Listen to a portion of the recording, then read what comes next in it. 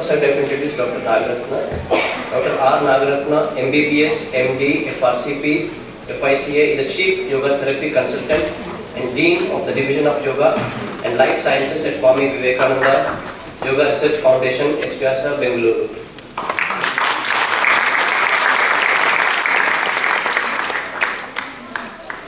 Next, I would like to introduce our spiritual guru, Yogashree N.V.Raghuram. He is the founder and chairman of Yoga Bharati and professor of yoga philosophy in Swami Vivekananda Yoga Research Foundation, Bengaluru, India.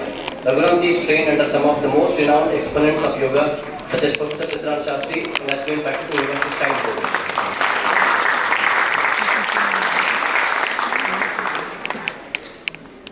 Dr. Prasad Kaipa has been an advisor and coach focusing on innovation and leadership since 1990 for about 120 C-level executives in global Fortune 500 companies.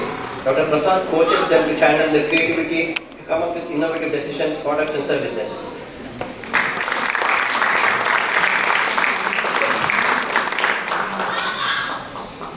Kalyan Vishwanathan is the Executive Vice President of HUA. He was a global practice head for the Business Information Management practice for TCS. Kalyan has studied Hindu scriptures pertaining to Advaita Vedanta under Swami Dayananda Saraswati, who is a traditional teacher of Vedanta and founder of Arsha Vidya Gurukulam in Pennsylvania.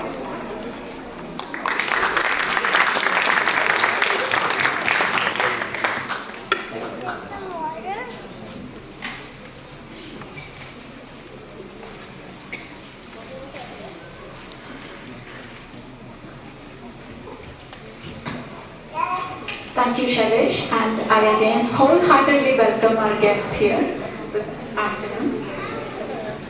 The next item is an amazing panel discussion with our esteemed guests here.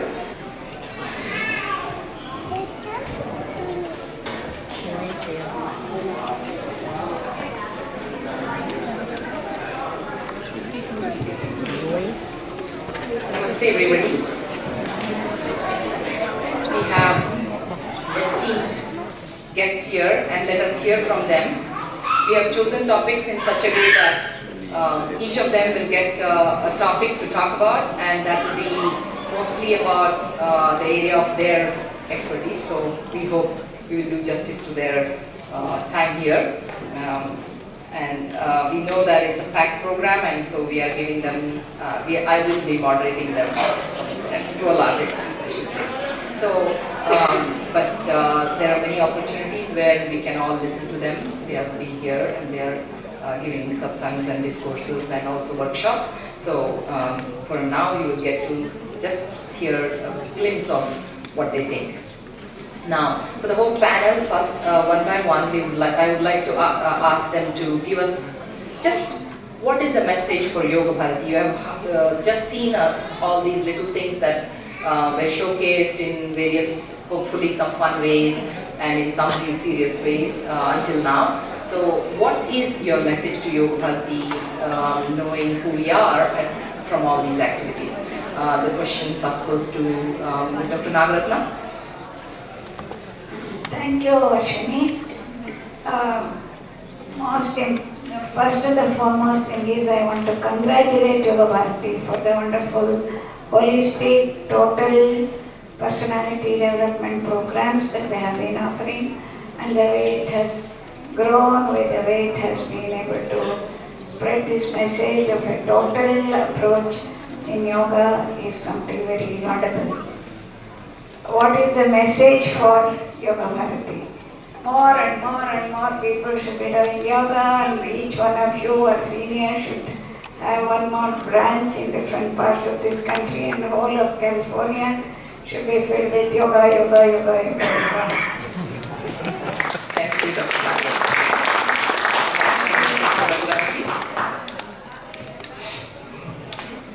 I had an opportunity one time to go to a Shinto temple in Japan.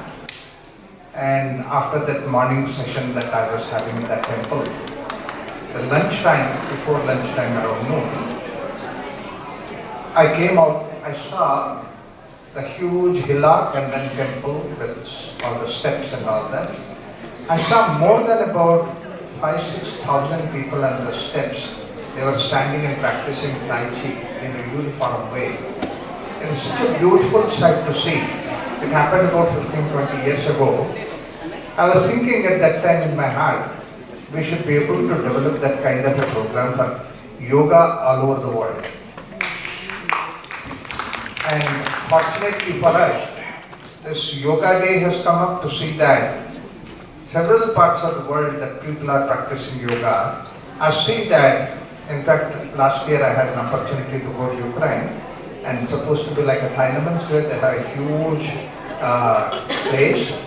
And the person who took me there was telling me that next year they want to shift it from that place to bigger place because the crowd cannot be accommodated in that place. I was so very happy. So in this journey of yoga that's going on, the world is going on through, there are several types of yoga that is there. We don't have to have any differences between that. But the most important thing is that Yoga Bharati should play a big role to see that more and more people come for yoga and then practice yoga. It's not just only therapy. One thing is that, yes, there is a lot of yoga techniques to offer for therapy, but more important thing is we should take care of health itself rather than going into the sickness, so that the health can be from the physical level all the way up to the spiritual level. We should be able to take that message. So if Yoga Bharati can contribute in that direction with the grants that they have and the program that they are doing, and particularly I see that the approach has started right from the children, like what we have seen today that they are chanting. I'm sure that the future of Yoga Bharati is going to make a very big impact on the society to develop this kind of holistic and authentic approach of yoga. And I see that that's the future of Yoga Bharati. Thank you.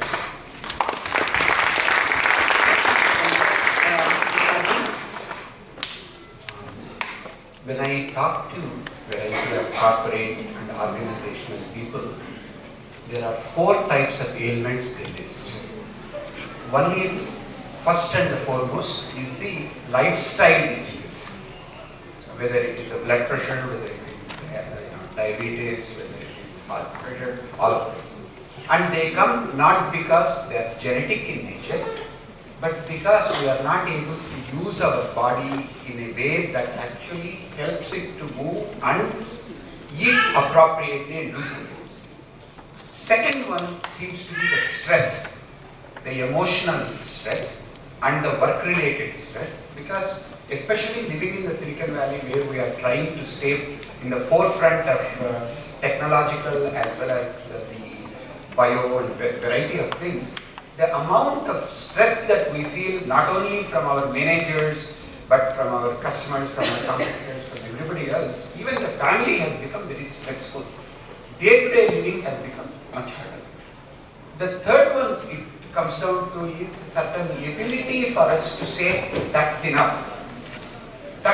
I'm satisfied. I have what I need. The continuous wants, continuous need for more and more and more, whether you have a house, whether you have a car, whether you have stock options, or I should say RSUs, I suppose. I should talk about it. So, the key to wanting more. And finally, the ability for us to coexist with other people in the community. Because we are in a land where next to us is from Taiwan, opposite to us is from Iran, somewhere else it is from India, Pakistan, Europe, lots of people. So the ability for us to coexist and communicate.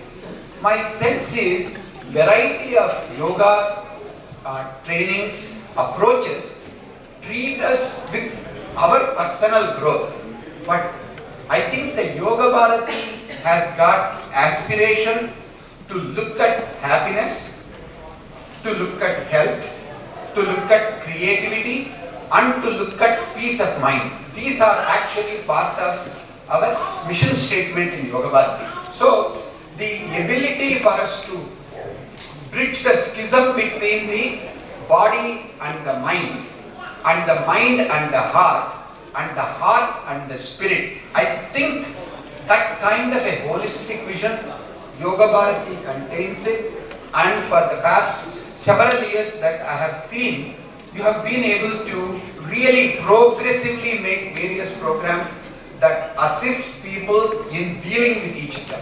So I believe your vision is not just something like aspirational vision, but you are living that vision day after day after day. And I believe that what you are doing will actually become a leading light for not only other people who are Indians, but I think the overall Silicon Valley population is benefiting and will continue to benefit. And thank you for all the work that you are doing. I'm really proud and I'm very hopeful that what you do will become an inspiration for the rest of the country as well. Thank you, Prasad. And Prasad, your advice year after year after year helps us achieve what we are doing. Thank you. And now, Kalyanji, what is your message now? You don't know us as much, but now you saw us through these programs, so tell us what you think we should do. A couple of people who did a demonstration earlier, or someone made the statement that yoga and Ayurveda does not get the respect that it perhaps deserves. And it would have been hard to imagine 25, 30 years ago the extent to which yoga has become popular around the world. I mean, who here could have anticipated it, right? And I think in large measure, we Hindus are returning to yoga because it is popular, isn't it? Yes. If yoga had not been embraced by the West to the degree that it has been embraced, would we have embraced it? Yeah? So,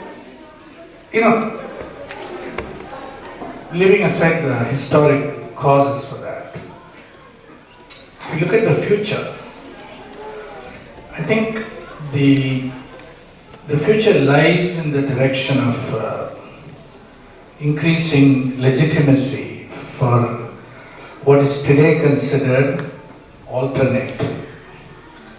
So alternate versus mainstream. So I think there is a place and a pathway for these alternate modes of knowledge, what are considered alternate, to become accepted in the mainstream. And I think that is very important.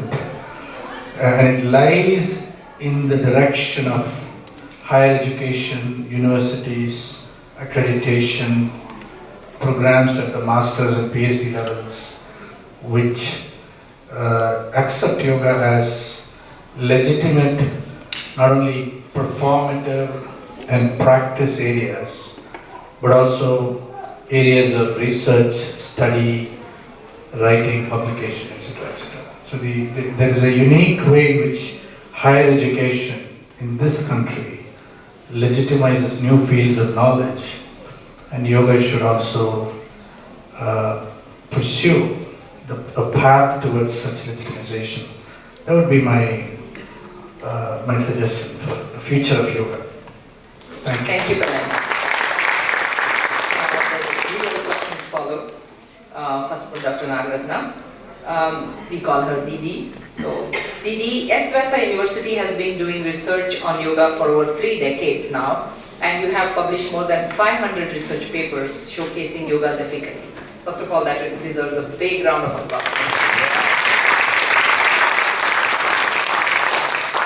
Now, with that as a setting of the stage, we have the whole world and many institutions around the world, including Harvard, doing research on yoga, and millions of dollars or billions of dollars are allocated for that through NIH.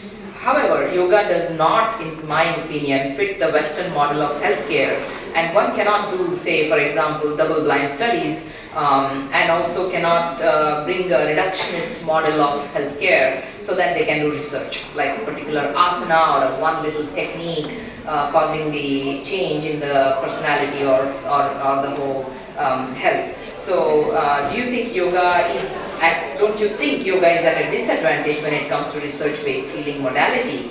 And coming to this respect thing, right? Why yoga and Ayurveda do not have the same respect? That goes for the research here. How does one quote unquote prove the subtle efficacies of yoga, in your opinion, or in your experience?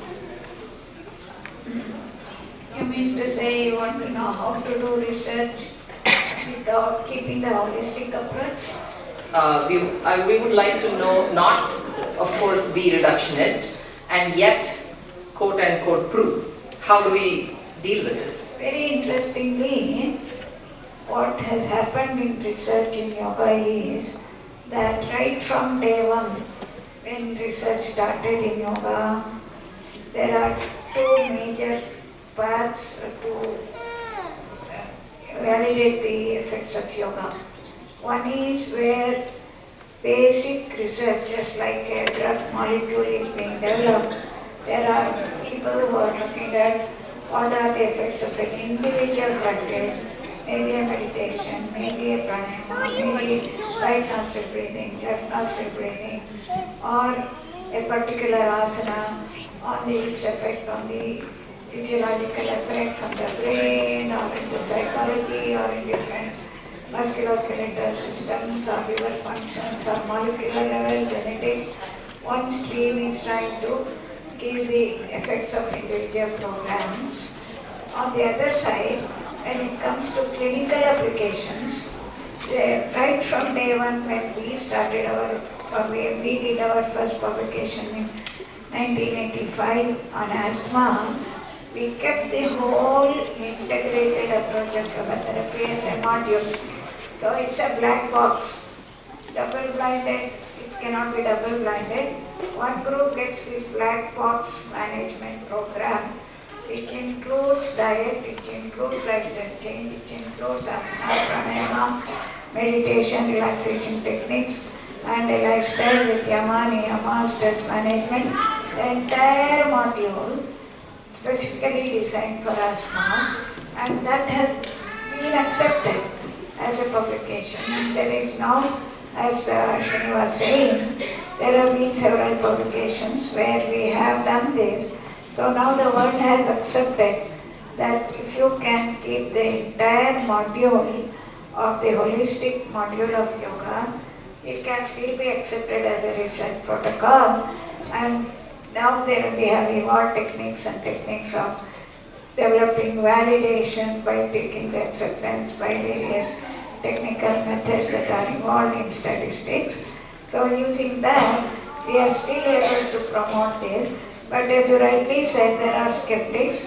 As long as it is not a double-blind crossover trial with placebo-controlled trials, there are still large number of skeptics who do not accept this, but the world has accepted it. More than accepting it, it has become a need of the hour. People want it, people are using it, therefore there is no choice that the institutions have to support the research, move on with research, develop validation, find out what are the side effects, find out what are the adverse effects, find out which is a better method, better module. All these are happening and it shall happen. Thank you, Dr. Nagarathna. That's fantastic answer. Raghuramji, on one side, there is an attempt in the market to bring yoga as a bare bones method of healing, as we just talked, but bringing it just in a very reductionist way, like modern medicine.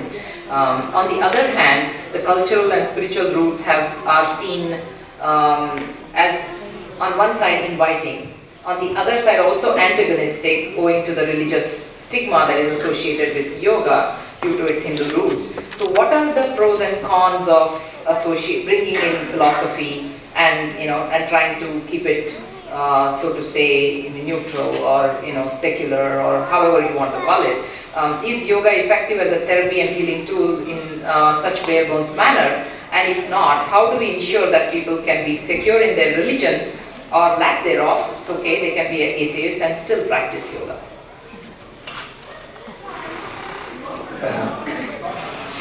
Actually, of all the reasons, most important attractive reason for the people to come to yoga is the health. Some problem or the other, the doctors will suggest you take medicine.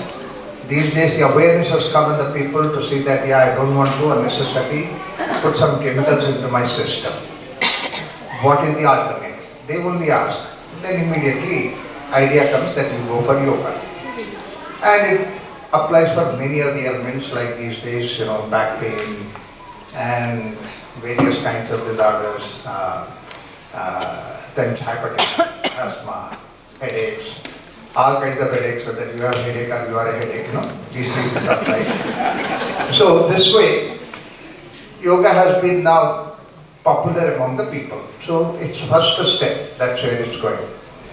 Then when they come there, what happens is that they see the references that we talk about come from certain texts, like Bhagavad Gita says like that and this. Is it some religious text they ask? What we explain, what we say, shows that there is a logical way of understanding these things. That brings them out of the box of religion kind of a feeling. And understand that this is what my own experience in places like Turkey, Muslim country, where a girl came for back pain, something like that, for yoga, and suddenly she saw a book of Bhagavad Gita there. And then she said, what is this book? Some yoga studio. I said, this is one of the yoga books.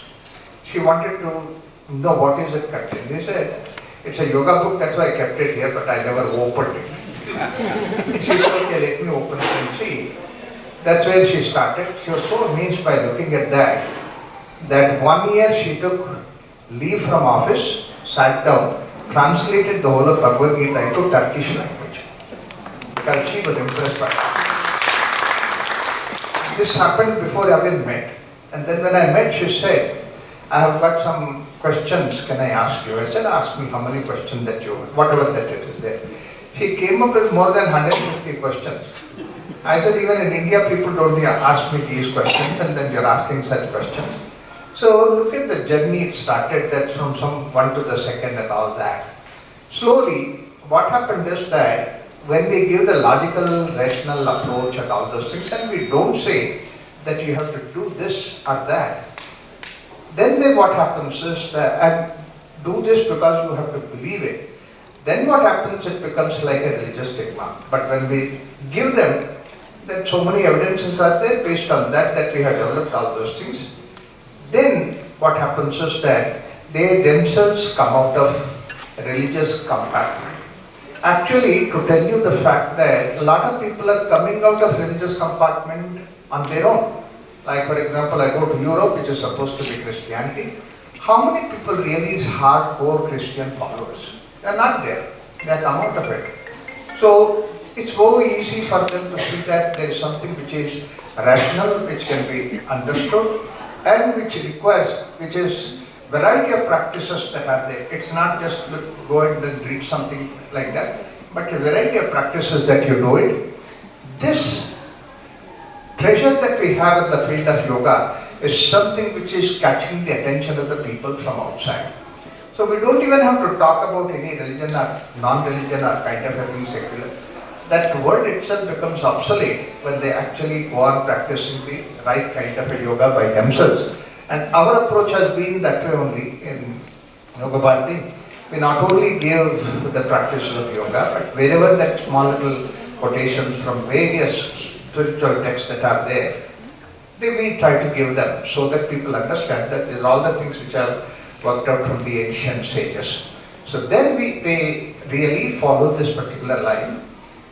What I mean to say is that the consciousness raises above that level. In fact, I have a model for that. It is a pyramid model.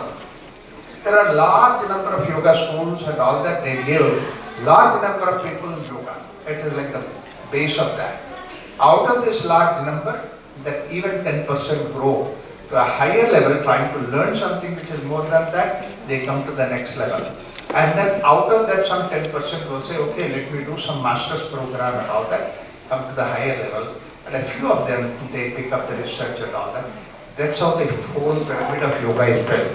So that has been approach of VYASA in Bangalore, and actually we are the people who are trying to spread the message of wonderful work that VYASA, that Nagarathna and the team that they have done, to see that how to put it forward to the people. So we are developing all these different levels to see that people approach this. So all that it requires is to see that, make it as a science, not as a religion. Thank you. Thank you so much, Shri. That's a very apt answer. Prasadji, for you. There is seemingly an unbridgeable gap between yogic culture and modern world, seemingly at least. The zero-sum game of capitalism. I'm not talking the research and science now. We are now in the business world and entrepreneurial world. There is this huge mistrust, and there is people are, it pits people. Capitalism pits people against each other and the planet also. We fight with everything pretty much, including the planet. So what do you think? How do you think spirituality addresses this gap and this feeling of me and the other? When I work with Silicon Valley companies, whether they are venture funded companies or whether they are mid-sized firms or large fortune or global fortune companies, the problems seem to be the same. It doesn't seem to make any difference which religion they come from, which age group they are in, and which kind of corporate positions or organizational positions that they have. The trend seems to be that if you are a millennial or of that age, there is a general disbelief in the religion and overall way in which things are said. What you might call younger the people are, they are not getting involved in temples, they are not getting into Gurudwara, they are not getting into churches and so on. That's an issue. What that means is, when you come into an organization, either you are dependent on yourself, your intelligence, your capability, your team and your creativity. People are beginning to see there are issues because of that. Because that creates silos in the organizations. It may be my own ego, it may be enhanced self-interest, or it could be my team's interest, it can be my organization's interest. What I am finding is, when you become spiritual, I think the first and the foremost I found, whether it is the Krishna's teachings if you take, or whether the Patanjali, or whether you take Yoga Vasista, any of them, or Upanishads when you take, the key is to learn na mama, not mine.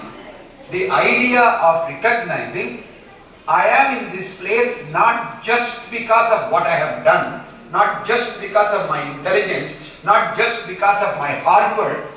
There were lots of other people who created that opportunity for me. And there was luck.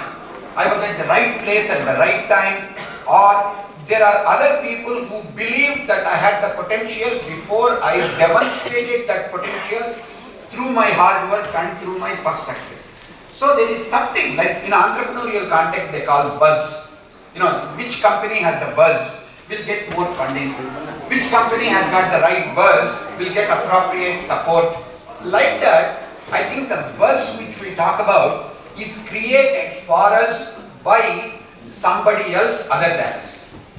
If we can begin with that sense, saying, I am successful obviously because of the skills and the knowledge and capability that I bring and the hard work that I put in to make that work. But beyond that, if I can acknowledge the grace and the what you call the blessings and a certain sense of, if I can have the humility to say, I'm here because of all the work which my parents put in to help me or my managers did. I think that is first and foremost extraordinarily important. And the yoga doesn't begin unless we begin to acknowledge that we are bridging that the heart and the mind, the idea. Then similarly, if you look at, there are 3 levels, like we talked about 4 levels of yoga, whether you want to call karma yoga, and first step always is going to be karma yoga. You have to put in your hard work, you have to do your karma, and then you look at it. Second step is about how do you create the relationships, the bhakti yoga. The context of bhakti yoga in entrepreneurial scenario is, do you trust your partner? Majority of the companies within the first year, they break up first with their founders, then with their investors, of course with the customer. So the key part is, I am doing it, but I don't trust you. Do you, when you got the RSUs, did I get it as much as the same? So the idea of recognizing I don't trust my partners, I don't trust my team, this increases a large amount of stress. This is at the second level. So the emotional intelligence is first to have empathy and to have certain faith and certain openness to listen to. Of course, this is what we call Maitri, Karuna, Mudita, Upeksha. Whether you call Brahma Viharas in Buddhism, whether you talk Maitra Karuna Evacha in Bhagavad Gita, the idea of having that Maitri Bhavana, Metta Bhavana, if you want to call it from a Vipassana or something else, any of them, it doesn't matter what language, it doesn't matter what route you take. But in an entrepreneurial or in a work context, can I have a little bit of empathy and compassion? That's the second level. The third level which we need to bridge is the creativity and innovation. Silicon Valley thrives by being the first. Silicon Valley thrives by doing the best. Silicon Valley thrives by actually increasing not only the quality and whatever you do, the ability to integrate. For example, Apple is Apple not because it was always first in doing what it was doing. It became a great company because it knows how to integrate stuff. Most people don't understand. When other people try to look at the design of companies in Silicon Valley like Apple, the idea of integrative design, not a reductionist design. And second thing is, for example, you take whether it is, because I used the example of Apple, I used to work in Apple early stages when I used to have interactions with whether it was Jobs or many of the earlier people. One of the things which he said is, like Steve Jobs used to say, I am my own customer.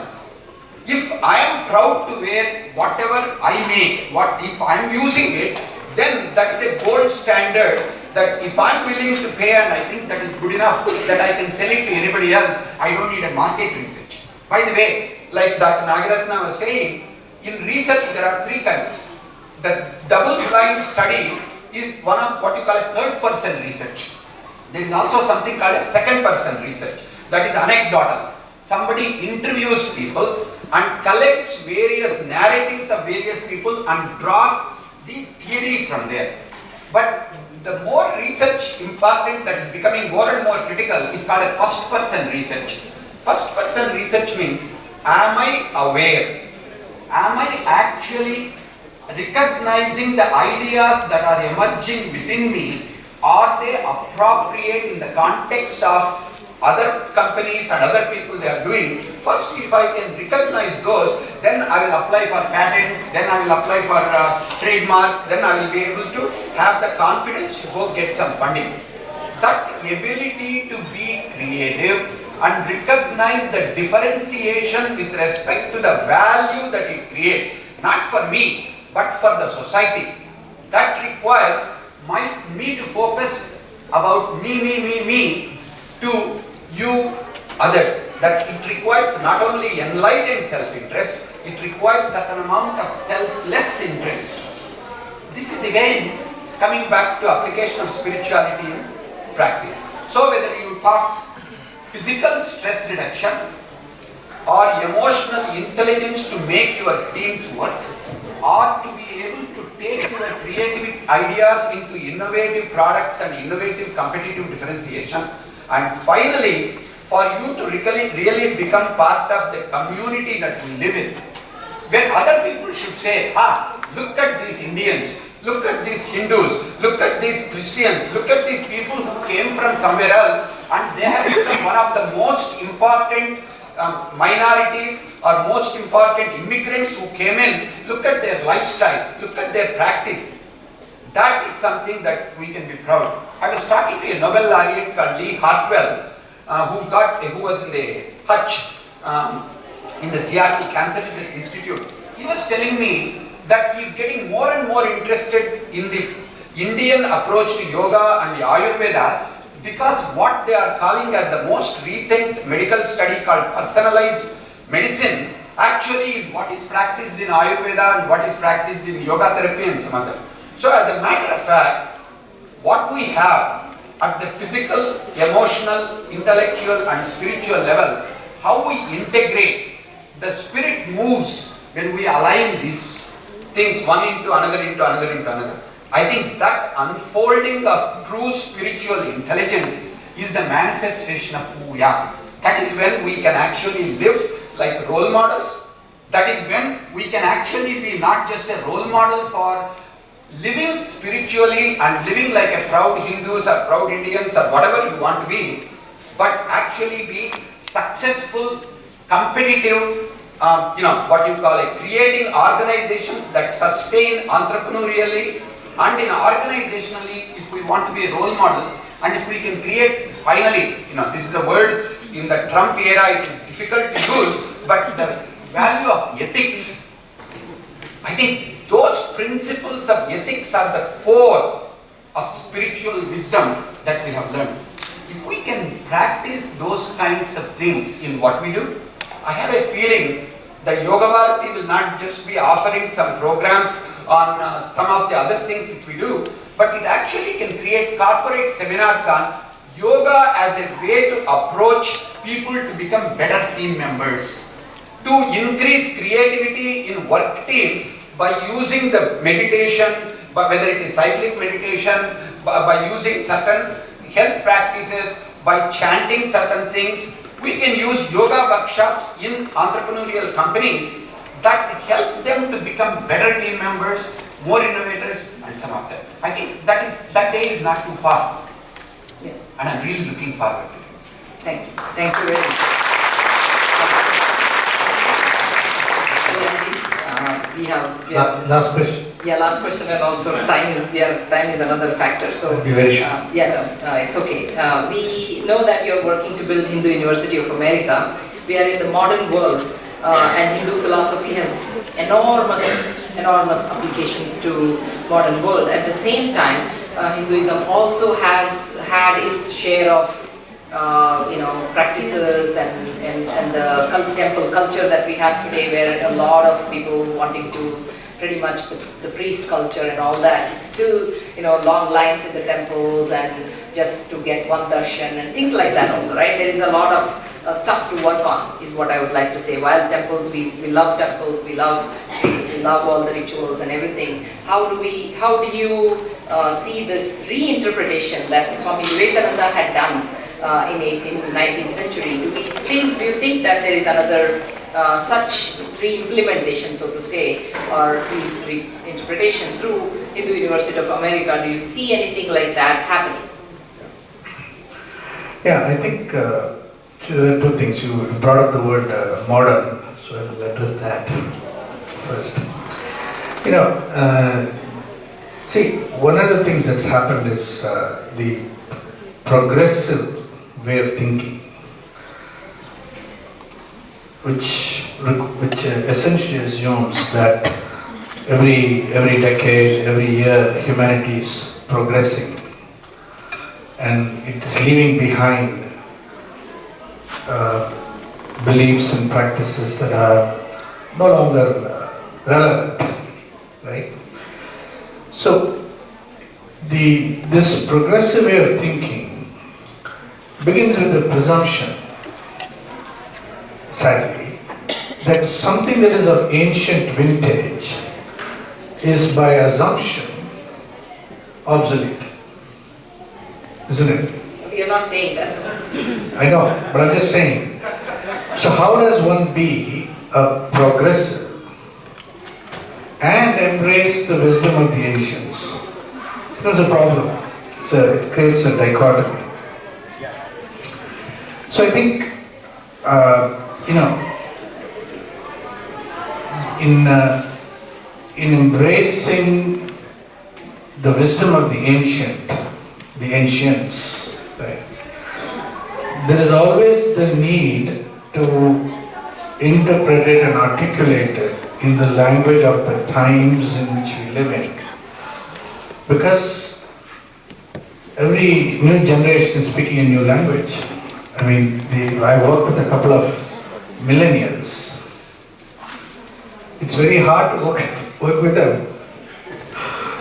You know, their attention span is so different than what I am used to.